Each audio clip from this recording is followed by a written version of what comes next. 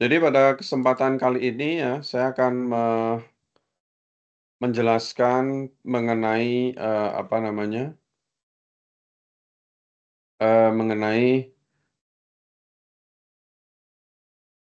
functional modeling ya, dan satu lagi adalah structural modeling ya. Jadi saya akan menyampaikan pertama mengenai functional modeling, yang kedua adalah mengenai, structural modeling ya, ada 2 hal itu. Nah, jadi sebelum saya menjelaskan mengenai 2 hal itu, pertama-tama saya akan menjelaskan dulu mengenai contoh tugas akhir dari, mahasiswa reguler tahun sebelumnya, yang membuat materi pengembangan yang membuat skripsi mengenai pengembangan sistem informasi, persediaan, penjualan, keuangan, dan program loyalitas pelanggan pada toko Sinar Terang ya, atas nama Erik Genadi ya. Jadi, saya langsung pada, eee, ya saya sedikit membahas tentang bab 3 ya. Jadi di bab 3 ini dibahas tentang sistem saat ini ya, perusahaannya itu seperti apa, kemudian ada masalah-masalah apa yang dihadapi pada sistem saat ini ya. Pada sistem saat ini yang berjalan, setelah diuraikan, langkah-langkahnya, ada kendala ya. Kendala misalnya adalah pencatatan jual beli masih dilakukan secara manual ya, yang mengakibatkan kemungkinan kesalahan data. Kemudian penghitungan dan pemeriksaan jumlah stok produk dilakukan secara manual, jumlah stok dan keragaman produk tidak dicatat, hanya mengandalkan ingatan, dan ada inkonsistensi data antar cabang ya, apabila terjadi transaksi secara bersamaan. Nah, kemudian, setelah dilakukan penjelasan sistem saat ini, ada namanya analisis dan perancangan sistem usulan ya. Pertama diawali dengan technical feasibility, kemudian organizational feasibility, dan juga, economic feasibility ya. Kemudian functional dilakukan identifikasi kebutuhan sistem atau identifikasi hal-hal yang akan dikembangkan pada sistem yang, namanya adalah functional requirement dan non-functional requirement. Saya tidak akan menguraikan mengenai non-functional requirement. Saya akan menjelaskan sedikit tentang functional requirement. Contohnya di sini, di dalam definisi functional requirement juga dijelaskan mengenai aktor-aktornya, yaitu misalnya pelanggan ya. Pelanggan melakukan apa? Melihat halaman home, melihat informasi mengenai cabang, mengenai produk, mengenai perusahaan, mengenai kontak, melakukan registrasi akun, melakukan reset password, memindai, QR code, kemudian admin bisa melakukan apa, bisa mengelola produk ya. Mengelola produk itu apa misalnya? Melihat, menambah, mengubah, mengaktifkan, menghapus produk, mengelola pemesanan ya, kemudian mengelola halaman website, kemudian, mengelola dashboard ya, itu adalah functional requirement. Nah, functional requirement yang ada semua itu akan terrefleksi atau akan ada pada use case diagram ya. Jadi setelah dilakukan identifikasi requirement, terutama pada functional requirement itu akan digambarkan yang namanya use case diagram ya. Sehingga use case di sini, ini adalah use case yang dituliskan, berdasarkan pada functional requirement ya. Jadi tidak asal saja ya, tidak terjadi secara misalnya, tiba-tiba ada ya, tetapi bulatan use case diagram ini, use case ini ditulis berdasarkan pada requirement, functional requirement ya. Kalau kita lihat kembali tadi ya, ada yang namanya, mengelola produk itu dilakukan oleh admin, kemudian melihat profil toko, melihat poin, melihat cabang, melihat produk itu dilakukan oleh pelanggan. Di dalam use case diagram ini ada admin dan ada namanya use case ya. Tapi semua ini yang saya mau katakan adalah semua ini didasarkan pada functional requirement. Jadi dari functional requirement akan menghasilkan suatu use case diagram. Nah, dari use case diagram ini secara umum elips-elips ini akan didetailkan ke dalam yang namanya activity diagram ya. Didetailkan ke dalam activity diagram. Jadi apa yang ada di elips-elips seperti ini akan dijelaskan lebih detail dalam bentuk activity diagram. Misalnya melihat cabang itu adalah suatu use case umum. Dia ngapain aja di dalam di dalam melihat cabang itu prosesnya apa? Misalnya dengan memilih cabang, menampilkan daftar cabang, menampilkan informasi cabang misalnya. Kemudian contoh lain di sini misalnya adalah melihat produk ya. Di sini kan ada melihat produk ya. Melihat produk itu isinya apa saja, memilih produk, menampilkan daftar produk, menampilkan informasi produk dan sebagainya. Berarti dengan demikian yang saya ingin tekankan di sini adalah mulai dari requirement analisis, functional requirement, kemudian akan menghasilkan suatu yang namanya use case diagram yang bersesuaian. Kemudian dari use case yang bersesuaian itu akan menimbulkan, akan mengakibatkan, akan terkait, akan dapat dibuat suatu activity diagram. Jadi urutannya adalah functional requirement, kemudian use case diagram, kemudian activity diagram, dan kemudian yang terakhir nanti akan ada class diagram ya. Jadi itu adalah beberapa hal yang kita pelajari, dan yang kita pelajari ini adalah hal yang paling fundamental dan merupakan hal yang mendasari Anda semua nanti. Misalnya nanti para mahasiswa akan melakukan skripsi di dalam pengembangan sistem informasi. Ya, itu adalah beberapa hal yang saya harus sampaikan di awal terlebih dahulu tentang apa yang harus dilakukan ya. Nah, berikutnya saya akan melanjutkan mengenai teori-teori tentang functional modeling, dan satu lagi adalah tentang structural modeling ya. Jadi ini tadi yang saya jelaskan tadi adalah bagaimana posisi dari apa yang saya jelaskan seperti functional modeling, functional requirement menuju pada use case diagram dan activity diagram dan class diagram, posisinya bagaimana di dalam suatu tugas akhir yang akan dibuat mahasiswa. Baru sekarang saya akan menjelaskan teori tentang functional modeling ya. Sekarang saya akan menjelaskan tentang functional modeling.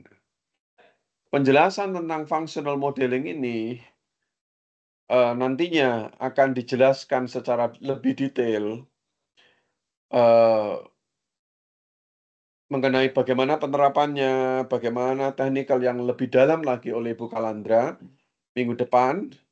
Namun setidak-tidaknya saya sudah berusaha pada malam hari ini memberikan dasar teori-teori yang diperlukan sehingga nanti ketika Anda belajar dengan Ibu Kalandra, mudah-mudahan Anda sudah mengerti cukup banyak hal yang harus Anda miliki gitu ya.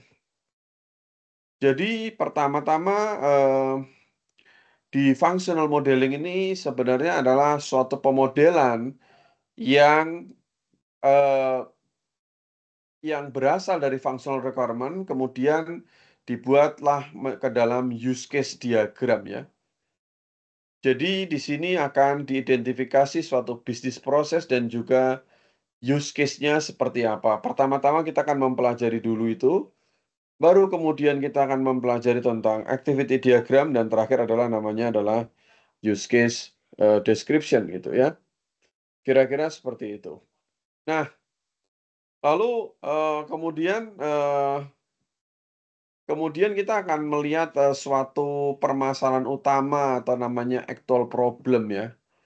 Actual problem ini digambarkan seperti ini ya. Jadi seperti ini sebenarnya maksudnya itu adalah suatu benang ruwet ya. Kalau cara gampangnya itu adalah suatu eh,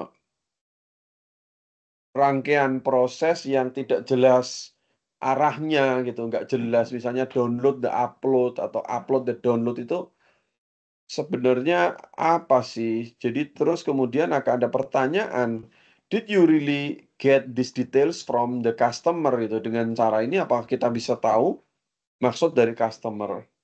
Oleh karena itu kita harus membuat suatu diagram yang mudah dimengerti, yang mudah dipahami sehingga eh, dari customer kita bisa memperoleh informasi yang ada, kemudian dari situ kemudian dari pengembang sistem informasi itu kemudian akan meneruskan kepada developer atau pada programmer.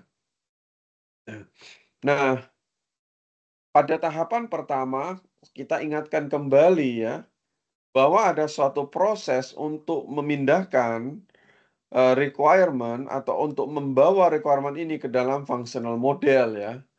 Ketika ada pertanyaan, ini memang sudah disampaikan di sini, the process of turning the requirement into functional model. Sebenarnya ada penjelasan seperti itu.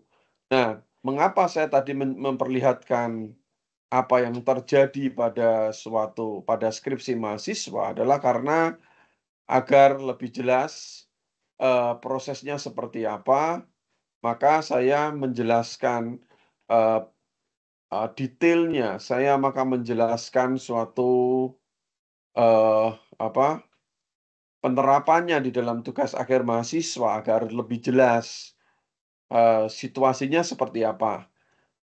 Tetapi di sini dijelaskan kembali, J. Nah, di dalam kita mengembangkan pemodelan sistem ini, model yang kita buat itu independen mengenai bagaimana diimplementasikan. Kita tidak akan memikirkan detail implementasinya bagaimana. Pada tahap pemodelan ini, kita hanya memikirkan bagaimana suatu sistem akan dimodelkan. Nah, kemudian di sini akan dijelaskan lebih jauh mengenai apa yang dimaksud dengan use case dan apa yang dimaksud dengan activity diagram. Di sini dilakukan pengembangan use case dari requirement. Dan use case di sini dijelaskan mengenai bagaimana suatu sistem bisnis itu, suatu sistem dalam suatu organisasi, bisnis proses di dalam suatu organisasi, dalam suatu perusahaan itu dapat berinteraksi dengan lingkungannya. Berinteraksi dengan lingkungannya itu ialah misalnya bagaimanakah suatu proses misalnya seorang kasir akan berinteraksi dengan sistem atau kemudian kasir akan berinteraksi dengan customer ataupun dengan owner, ya, di mana akan diperlukan suatu diagram dan penggambaran atau deskripsi diagram untuk menjelaskan mengenai apa yang dilakukan oleh user, ya. Nah, itu adalah penjelasan tentang use case ya. Penjelasan resmi dan penjelasan yang elegan adalah bagaimana bisnis proses yang terjadi berinteraksi dengan lingkungannya. Tetapi kalau kita melihat secara umum ya, kalau tadi ketika kita melihat penjelasannya, maka use case itu adalah suatu bungkusan proses umum. Misalnya adalah melihat profil, melihat data karyawan, melihat data produk ya. Itu sebenarnya secara dengan kata lain ya, apa yang ada pada use case itu adalah prosesnya itu, use case yang dibahas atau proses itu yang dibahas di situ adalah proses umumnya saja. Kita tidak akan menjelaskan secara detail mengenai apa yang terjadi dalam proses melihat produk atau melihat halaman, owner atau melihat, dashboard atau apapun itu, atau memeriksa, eee, stok barang atau menambahkan barang baru, ataupun misalnya prosesnya adalah menjual barang. Kita hanya menyebutkan prosesnya itu di dalam level yang lebih tinggi, sehingga kita tidak menjelaskan mengenai detail-detail apa yang terjadi ya. Use case itu hanya menceritakan mengenai hal proses yang umum ya, hal yang umum saja. Tetapi kita harus menyadari bahwa di dalam, use case ini adalah berisi tentang, kumpulan proses atau proses yang secara umum yang nanti akan diuraikan ke dalam activity diagram. Namun use case ini sebisa mungkin harus dibuat, supaya dia bisa diuraikan ke dalam activity diagram. Jangan sampai misalnya use case ini berisi, tentang kita meneruskan tentang alert ya, notifikasi ya. Kalau notifikasi itu, maka kalau kita hanya menuliskan seperti itu bisa saja notifikasi itu hanya isinya begin, terus notifikasi ditampilkan ya. Kalau seperti itu kan terlalu sederhana untuk dibuat sebuah use case ya. Jadi use case ini harus dipikirkan seberapa dia perlu dipecah, sejauh mana dia dipecah, sejauh mana dia boleh menjadi dipecah walaupun dia sederhana atau tidak sederhana. Apakah, dia adalah terlalu rumit sehingga perlu dibagi 2 dan sebagainya, itu adalah the art of penyelesaian suatu masalah ini seperti ini. Nah, kemudian seperti tadi yang saya sampaikan dari, use case ini kita akan menguraikan, activity diagram dari use case ya. Nah di sini, pada tahapan ini akan pada tahapan pembuatan activity diagram ini akan dijelaskan mengenai bagaimana suatu bisnis beroperasi ya. Dia kan benar-benar sangat detail menjelaskan bagaimana suatu aktivitas itu berlangsung. Bagaimana proses tertentu itu benar-benar secara detail dijelaskan. Dan juga di sini akan dijelaskan mengenai, bagaimana movement atau bagaimana pergerakan dari, objek, atau data di antara aktivitas-aktivitas yang ada gitu ya. Nah, di sini juga dijelaskan tentang, elemen-elemen use case itu apa saja gitu ya. Nah, pada saat sebelumnya saya berpikir ya ini langsung dijelaskan Ibu Kalandra ya, tetapi ada baiknya ketika Ibu Kalandra nanti akan menjelaskan mengenai aplikasinya saja yang lebih advance, sedangkan diharapkan melalui penjelasan yang saya lakukan ini, saya sudah bisa menyampaikan dasar-dasar use case diagram seperti apa ya. Nah, mungkin saja Anda sudah mempelajari, tentang hal ini di mata kuliah lain ya, tetapi sejauh yang saya tahu, use case diagram ini intinya harus dijelaskan secara detail di mata kuliah ini, walaupun Anda mungkin sudah pernah mendapatkan, pelajaran ini di mata kuliah yang lain, tetapi diharapkan melalui mata kuliah ini Anda akan lebih tahu lebih mendalam ya. Jadi elemen use case secara umum adalah ada namanya user ya. User itu adalah, pihak-pihak yang nanti dia akan berinteraksi dengan sistem. Nah, kemudian ada asosiasi yaitu interaksi, inklusi, ekstensi, ya generalisasi ya. Kemudian ada juga tentang di dalam suatu use case diagram ini ada namanya use case ya. Use case itu adalah suatu proses utama dari sistem yang memberikan benefit, kepada user. Tadi saya jelaskan secara umum bahwa dia adalah suatu proses yang umum terjadi ya. Kalau di sini, ini dijelaskannya adalah bagaimana bisnis proses atau bisnis sistem berinteraksi dengan environment-nya, tetapi pada penjelasan yang ini dijelaskan dengan kata kalimat yang lain adalah suatu proses utama di dalam sistem, di mana berarti ini artinya adalah proses-proses yang secara umum dibicarakan, yang tidak terlalu detail, yang nanti akan diuraikan ke dalam activity diagram. Nah, kemudian, ada yang namanya subject boundary ya. Apa itu subject boundary? Subject boundary itu adalah kotak yang menggambarkan mengenai scope dari sistem. Scope dari sistem itu apa? Scope dari sistem itu misalnya dia ada misalnya di situ ada pelakunya adalah yang melakukan adalah user. eh, untuk membedakan ya, subject boundary ini untuk membedakan eh, apa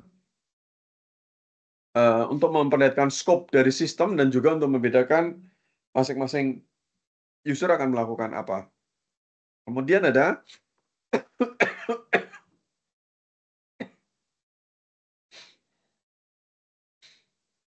ada namanya association relationship yang menghubungkan antar aktor dengan use case yang satu dengan eh, yang menghubungkan suatu aktor dengan use case ya yang apa jadi aktor berhubungan dengan use case-nya itu bagaimana, interaksinya seperti apa. Kemudian nanti di dalam use case ini ada namanya include ya dan extend relationship ya.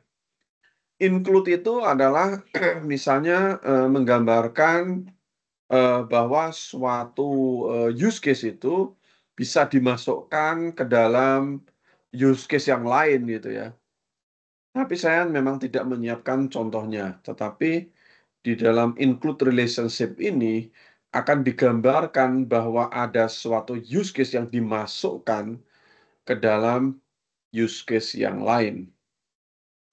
Kemudian ada juga namanya extend relationship yang menggambarkan perluasan penggunaan use case untuk memasukkan operational behavior. Jadi kalau extend ini, optional behavior. Jadi extend ini dia bisa memperluas suatu proses yang dia bersifat opsional.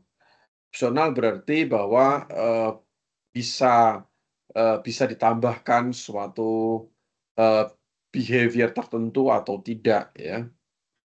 Nah, kemudian berikutnya adalah relationship ya. Generalisasi itu apa ya? Generalisasi itu adalah menunjukkan adanya uh, use case yang khusus supaya lebih diperluas. Nah, ini kalau ini saya bisa menjelaskan yang dimaksud dengan generalization relationship. Saya kebetulan ini saya bisa memberikan contoh ya kalau yang ini ya. Contohnya misalnya seperti ini ya. Contoh generalisasi ini seperti ini. Misalnya kita punya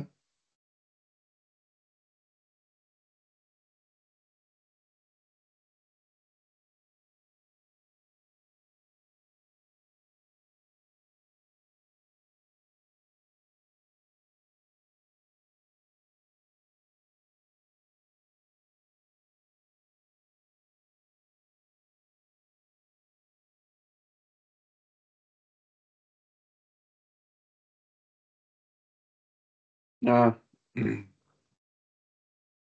contohnya ya, generalisasi ini contohnya seperti ini.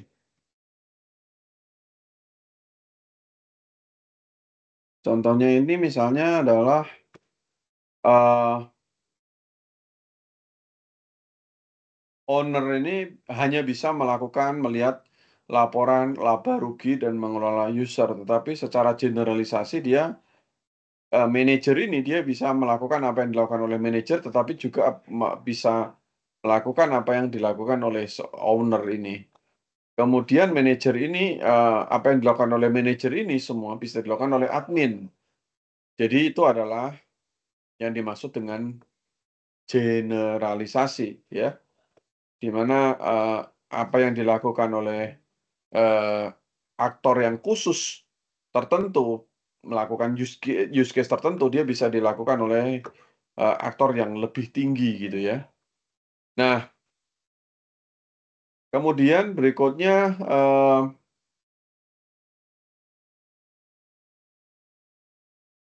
kita akan menjelaskan mengenai major use case itu bagaimana gitu. Untuk bisa mengetahui use case yang utama, itu adalah dengan mereview kembali definisi requirement definition ya. Sehingga saya menganggap bahwa fase pengumpulan requirement ini adalah suatu fase yang tidak mudah dilewati begitu saja, tetapi memerlukan suatu usaha, memerlukan suatu apa namanya, suatu ketelitian, memerlukan suatu proses yang berkesinambungan dan harus dilakukan beberapa kali gitu ya mengenai requirement ini. Nah, setelah itu kita akan mengidentifikasikan boundary subjek ya. Ini batasan yang dilakukan apa saja, kemudian ada aktornya itu siapa sih? Kemudian bisnis prosesnya apa ya, use case major-nya apa. Kemudian kita akan memikirkan apakah perlu ada use case tambahan atau tidak ya dan sebagainya. Nah, kita nanti juga akan menggambarkan use case-nya, menggambarkan aktornya, menggambarkan subject boundary, dan akan menambahkan asosiasinya ya. Nah, ini adalah contoh dari use case diagram ya.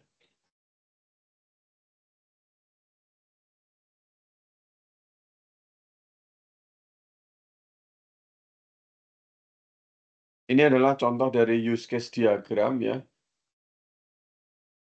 Mungkin tadi pun saya sudah menunjukkan contoh, tapi ini contoh yang lain ya. Mungkin saya akan menunjukkan satu contoh saja ya. Yaitu ini adalah use case mengenai melamar pekerjaan, di mana di sini kalau ada panah ini berarti ini adalah generalisasi gitu ya.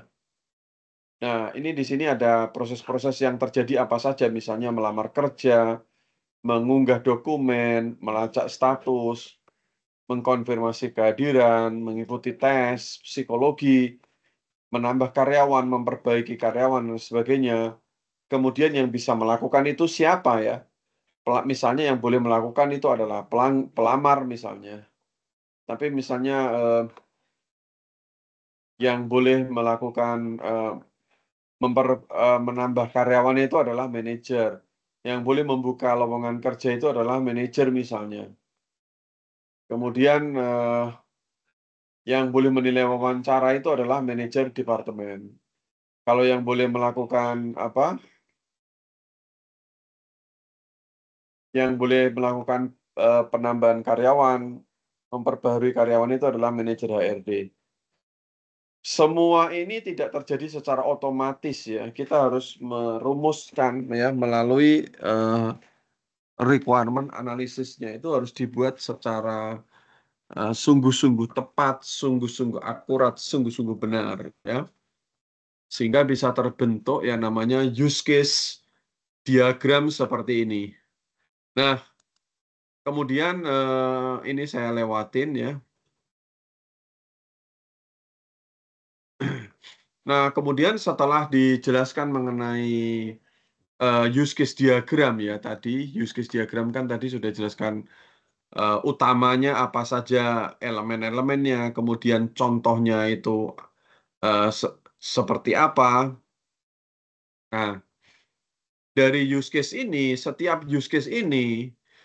bulatan use case ini akan diuraikan ke dalam activity diagram.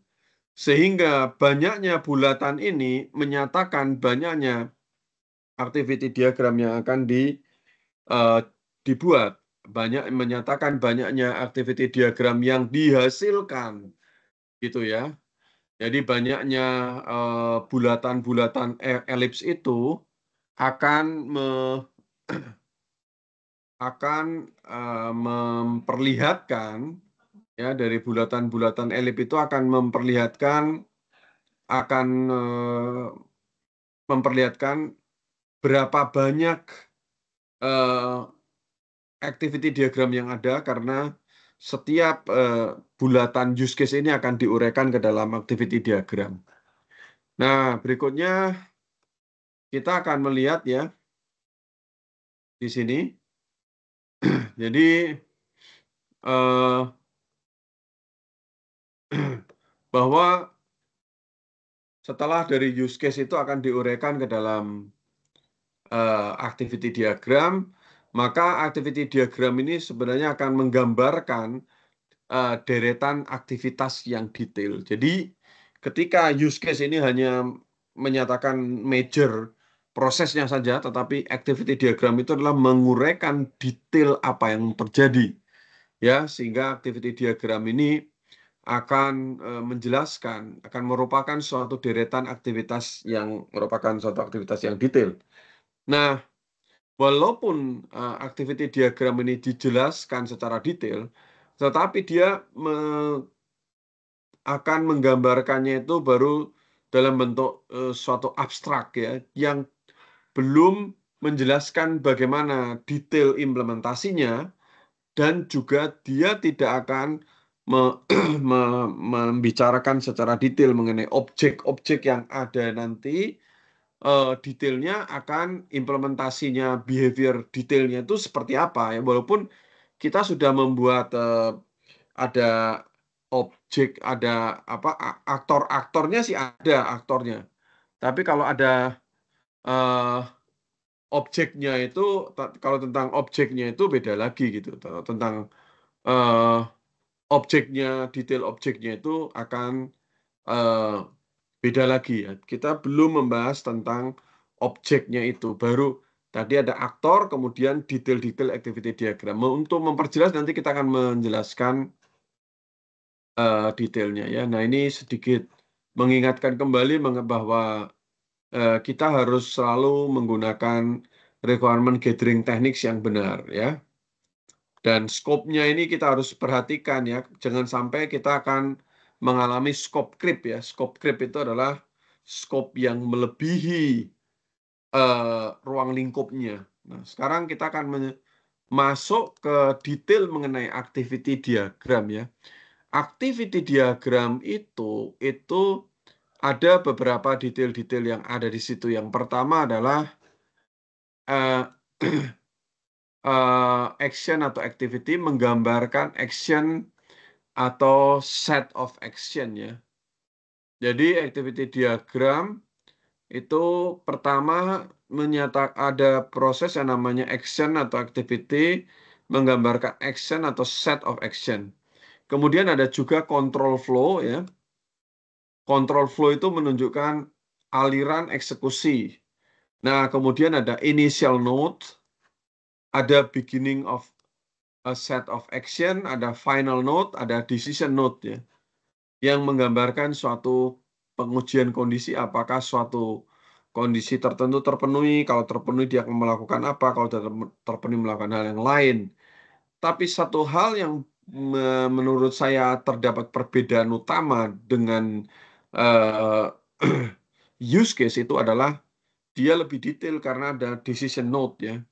Di dalam use case tidak akan pernah ada, selama yang saya pernah tahu, tidak, decision node ini tidak ada di use case. Kemudian juga apa yang ada di activity diagram ini, dia akan merupakan suatu tindakan, detail dari tindakan. Tetapi bukan suatu use case yang umum gitu. Nah, kemudian di sini action atau activity itu adalah suatu yang dilakukan karena suatu specific business reason yang dituliskan dalam bentuk verb dan noun, misalnya get patient information gitu ya. Kemudian ada object node menggambarkan flow informasi dari satu aktivitas ke aktivitas yang lain ya.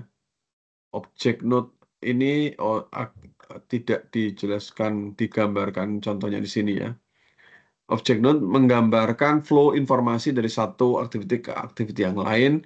Ada control flow, path mengenai model mengenai execution path. Nanti kita akan jelaskan mengenai detail-detailnya, contohnya seperti apa. Nah, nah ini ada ini rupanya ada penjelasan lebih detail yang biasanya terjadi ya. Jadi ada komponen namanya initial node yang merupakan awal dari aktivitas, kemudian ada final activity node adalah menghentikan semua action, menghentikan aktivitas-aktivitas. Kemudian ada decision node, ada merge node yang menggabungkan kembali, ada fork. Fork itu adalah untuk menimbulkan suatu paralel proses ya. Join node adalah rejoin paralel. Nah, ini mungkin akan menjelaskan lebih detail mengenai gambar dari simbol ini ya.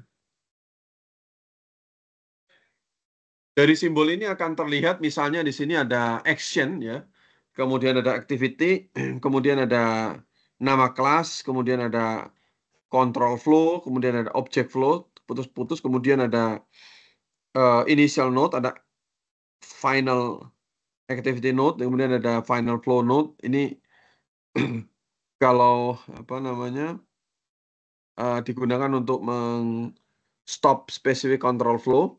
Kemudian ini decision ya. Decision ini ada decision kriteria ya. Setiap ada decision ini harus ada decision kriteria.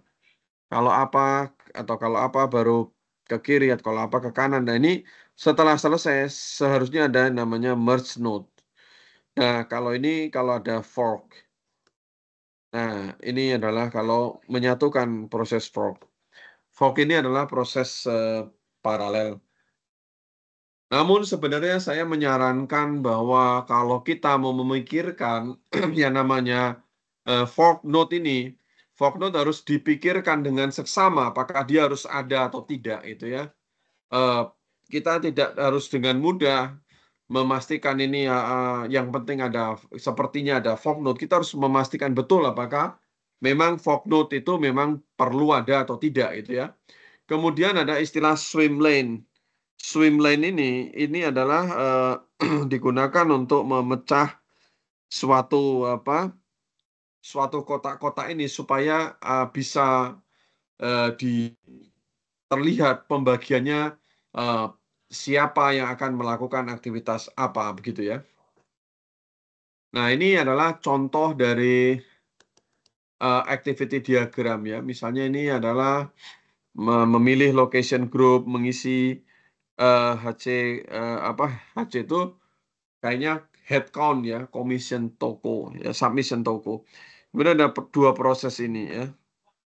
Nah, dua proses ini kiri dan ke kanan. Seharusnya untuk dua proses ini seharusnya ada join-nya dulu ya. Ada merge proses merge-nya seperti ini loh, persis merge node-nya tapi di sini nggak terlihat. Seharusnya akan langkah lebih tepat apabila ada merge node itu setelah dilakukan splitting decision node ya. Jadi ini kan decision node ditutup kembali dengan merge node ya. Ini kurang lebih sama saja. Nah, di sini ada hal yang penting juga adalah kalau yang bagian ini yang melakukan rekrutmen, kemudian dia akan melakukan sesuatu yang menimpa kepada sistemnya. Sistem melakukan penyimpanan keputusan misalnya seperti itu. Nah, kemudian berikutnya adalah kita mengingatkan kembali bahwa use case ini adalah suatu driver utama, hal utama pada UML diagramming teknik yang akan menggambarkan aktivitas yang dilakukan oleh user, yang menggambarkan basic function dari apa yang user akan lakukan dan bagaimana sistem akan merespon. Use case adalah building block untuk aktivitas desain yang dapat dilakukan secara berkelanjutan itu. Nah, tadi kan kita sudah menjelaskan activity diagram, tapi ini kembali mengingatkan kembali tentang use case ya. Nah, jadi sebentar, ini harus diperjelas dulu ya. Ini tadi setelah kita menjelaskan mengenai use case, kemudian kita menjelaskan tentang detail mengenai activity diagram ya. Ini tentang activity diagram, notasinya dan contohnya sudah selesai dijelaskan. Lalu ini penjelasan use case ini dimulai kembali ya. Use case ini dijelaskan kembali, mungkin dengan alasan supaya lebih detail ya. Nah, jadi kita kembali lagi use case lagi ya, penjelasan ini bahwa use case akan menggambarkan fungsi utama, fungsi dasar dari sistem, yaitu apakah yang dikerjakan oleh sistem, apakah yang dikerjakan oleh user, apa yang dilakukan oleh user, dan bagaimana sistem meresponi apa yang dilakukan oleh user tersebut ya. Nah, kemudian di sini dijelaskan juga tentang tujuan dari use case ini. Tujuan dari use case ini adalah merupakan high level overview dari esensi dari required functionality ya. Jadi ini adalah sebenarnya high level overview ya. Walaupun kita membicarakan tentang detail isu yang ada, tetapi sebenarnya ini high level overview. Nah, kemudian ada namanya use case description. Nah, di setiap use case yang ada, ini ada namanya use case description ya. Use case description ini menggambarkan suatu detail mengenai apa yang terjadi pada suatu use case itu. Ya. Jadi use case ini sebenarnya adalah high level. Tetapi di dalam use case atau ada hal yang melengkapi lebih detail mengenai use case itu berisi tentang yang namanya use case description.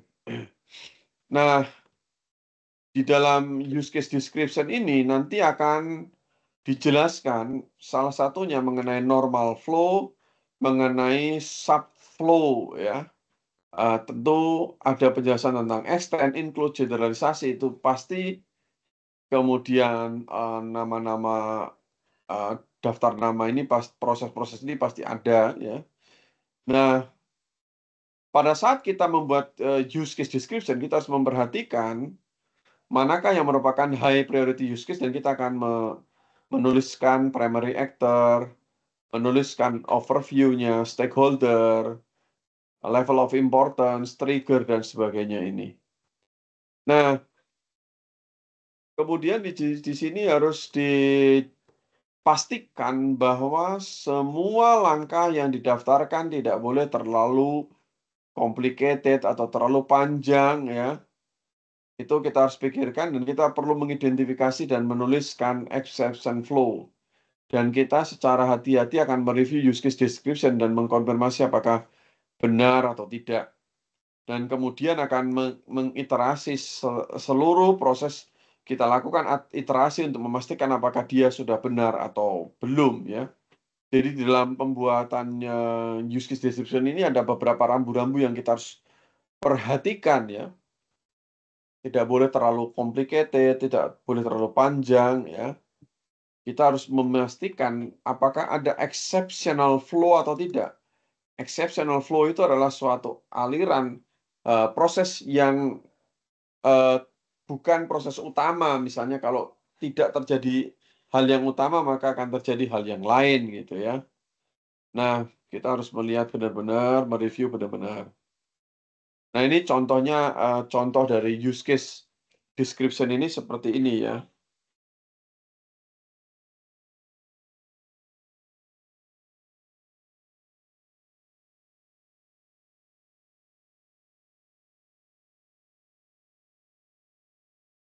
Nah, sekarang saya akan menjelaskan mengenai contoh use case description ya. Pada contoh use case description ini kita akan melihat beberapa komponen ya. Misalnya ada primary actor ya, kemudian stakeholder dan interest, kemudian ada brief description, kemudian ada trigger, kemudian ada relationship. Ini trigger ini kalau ada ya. Nah, hal yang penting terutama di sini adalah penjelasan mengenai bagaimanakah normal flow dari event ya. Normal flow itu misalnya di dalam perpustakaan ada suatu proses, misalnya peminjam akan membawa buku ke pustakawan, kemudian akan mengembalikan buku, kemudian akan memberikan ID card, kemudian pustakawan akan mengecek validitas dari ID card, kemudian akan melihat apakah ini perlu didenda atau tidak, kemudian eh, peminjam itu kemudian akan mengembalikan buku beneran. Nah, tetapi di sini ada exceptional flow ya, atau hal yang tidak mulus terjadi. Apabila ada proses-proses yang terjadi nanti akan seperti apa? Misalnya di situ ada namanya eh, kalau ID card itu tidak valid ya, atau kalau ID card tidak valid maka permintaan buku itu akan ditolak gitu ya. Kalau ID card-nya nggak valid, ya maka permintaan bukunya itu ditolak ya. Apakah dia akan mengembalikan lah, meminjam ya, ditolak. Nah, kalau misalnya borrower peminjam itu memiliki buku yang eh, sudah lewat, belum dikembalikan atau didenda, atau kedua-duanya, maka dia tidak boleh meminjam buku lagi. Nah, ini beberapa contoh yang harus diperhatikan mengenai exceptional flow ya.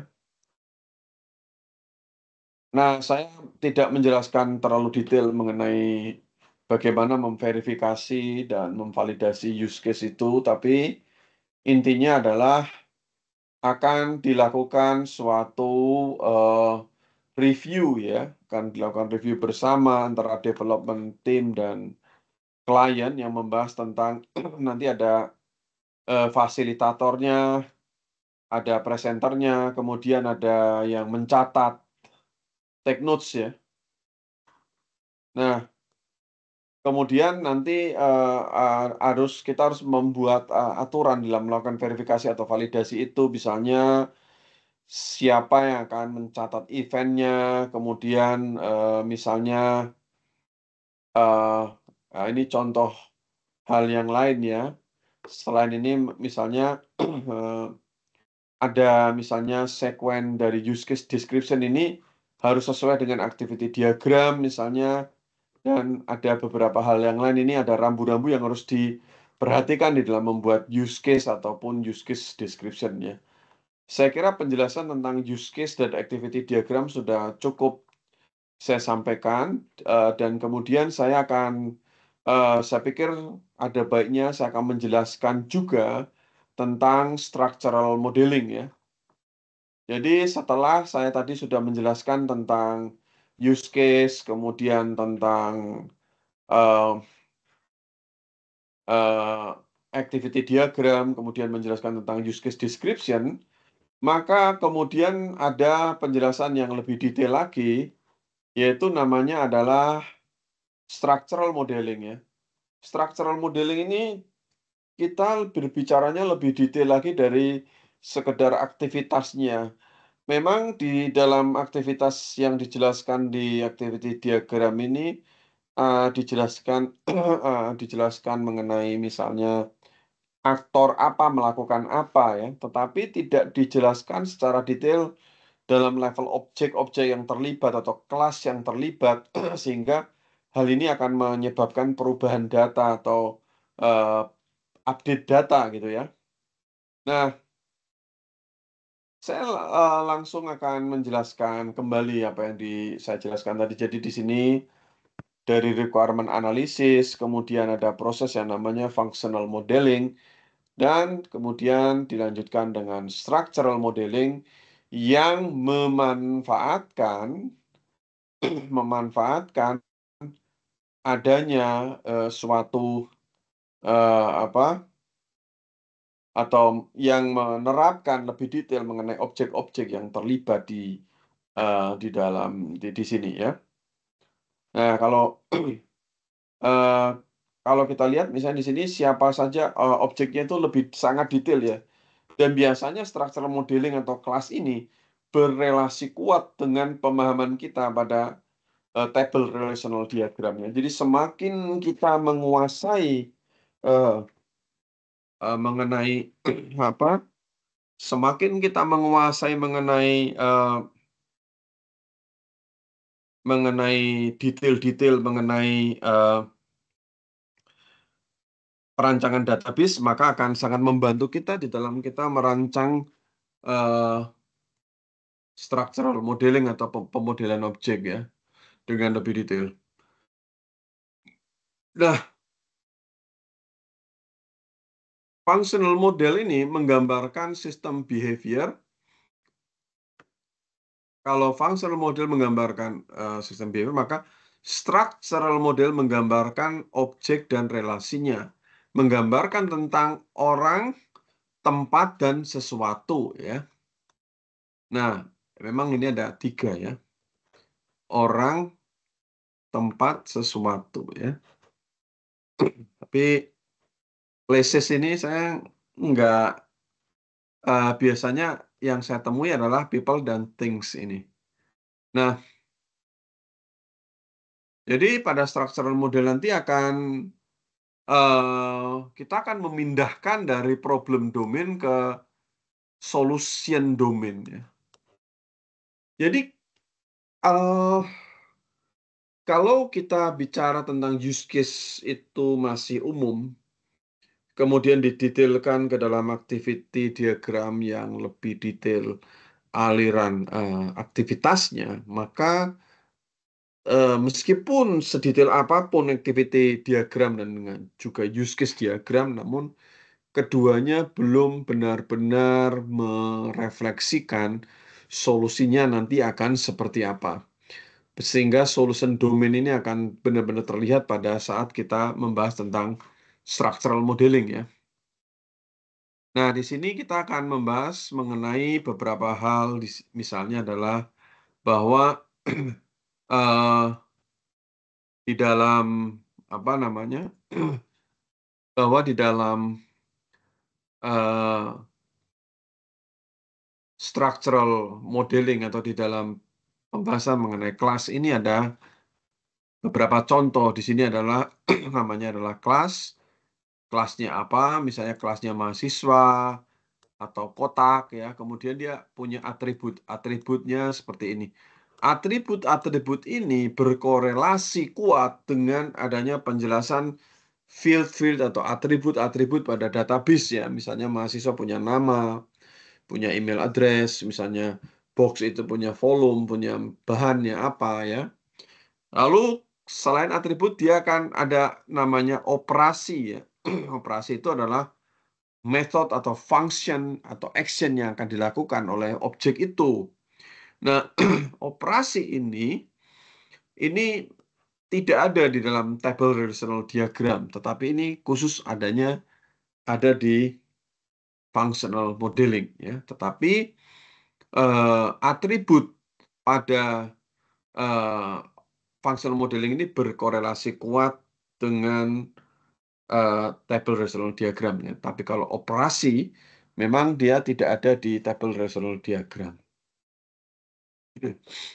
Nah, Anda membuat operasi dan membuat operasi ini dan juga membuat atribut tentunya tidak boleh asal-asalan ya. Anda harus melihat apakah memang benar suatu operasi ini memang dilakukan oleh atribut tertentu gitu. Nah, kemudian ada relasi antar objek namanya generalisasi, agregasi, dan asosiasi. Saya tidak akan menjelaskan secara detail ya. Uh, saya tidak menjelaskan itu secara detail ya. Nah, saya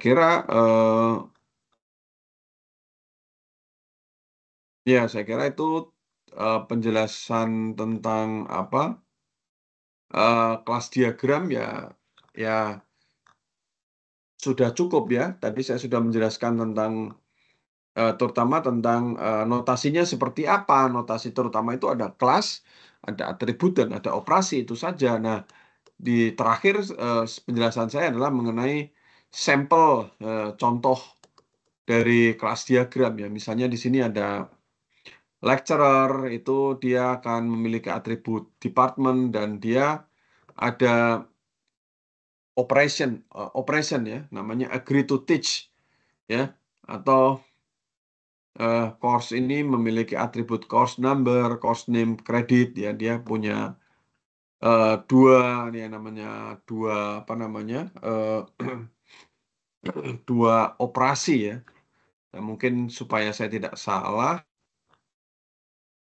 saya pastikan kembali istilah yang benarnya itu adalah operasi ya. Jadi ada atribut dan operasi, ada nama kelas, nama atribut, nama operasi ya. Nah, pada saat nanti Anda akan mendapatkan penjelasan dari Bu Kalandra mengenai kelas diagram juga ini, nantinya akan ada sedikit penjelasan tentang table relational diagram, karena nanti itu akan berkorelasi antara table relational diagram dengan tentang structure modeling ini. Nah, itu adalah penjelasan yang sudah saya lakukan ya. Saya pikir penjelasan saya tentang functional modeling yang terdiri dari use case diagram dan activity diagram, dan juga structural modeling yang terdiri dari kelas diagram sudah cukup ya. Nah, diharapkan setelah saya sudah memberikan notasi-notasinya, memberikan pengertian-pengertiannya, nanti ketika Anda dijelaskan Ibu Kalandra, mudah-mudahan Anda sudah lumayan mengerti tentang apa yang sedang dibicarakan gitu ya. Nah, memang betul bahwa structural diagram ini ada juga, selain kelas diagram, ada juga CRC card ya. Tapi CRC card ini pada kenyataannya tidak banyak digunakan ya. CRC card ini tidak banyak digunakan. Maksudnya di dalam skripsi atau apa jarang digunakan ya. Mungkin ini digunakan di perusahaan, saya kurang tahu, tapi di skripsi-skripsi tidak banyak dibahas. Oh ya, satu lagi, ini tadi penjelasan mengenai apa? Penjelasan rangkuman mengenai apa? Mengenai kelas ya. Jadi kelas itu adalah suatu objek di dalam sistem yang lebih detail daripada sekedar aktor, tapi objek yang terlibat di dalam sistem ya, dan dia akan menyimpan dan memanage informasi tentang sistem dan berisi mengenai atribut. Nah, ini tadi untuk kesimpulannya ya, bahwa atribut di dalam suatu kelas itu adalah karakteristik dari kelas. Misalnya people atau karyawan atau dosen itu memiliki nama, memiliki alamat, memiliki nomor telepon, kemudian operasi. Operasi ini misalnya dia agree to teach ya, mau mengajar, atau misalnya operation itu uh, misalnya find name ya. Dan operasi itu adalah aktivitas yang bisa dilakukan oleh kelas ya. Anda akan diberikan informasi lebih detail tentang apa contoh-contoh tentang ini ya. Saya kira itu mudah-mudahan penjelasan saya ini cukup memberikan kejelasan dan mudah-mudahan akan berguna di dalam nanti apa sebelum Anda nanti mendengarkan contoh eh, contoh nyata, contoh detail dari apa dari eh, penjelasan kasus-kasus nyata mengenai activity diagram, use case diagram, dan kelas diagram ke dalam suatu contoh nyatanya. Nah, eh, minggu ini saya meminta suatu pengumpulan sebenar. Saya harus pastikan dulu. Ya, oh ya betul. Minggu ini saya meminta Anda meminta meminta mahasiswa untuk melakukan update ya, update sampai ke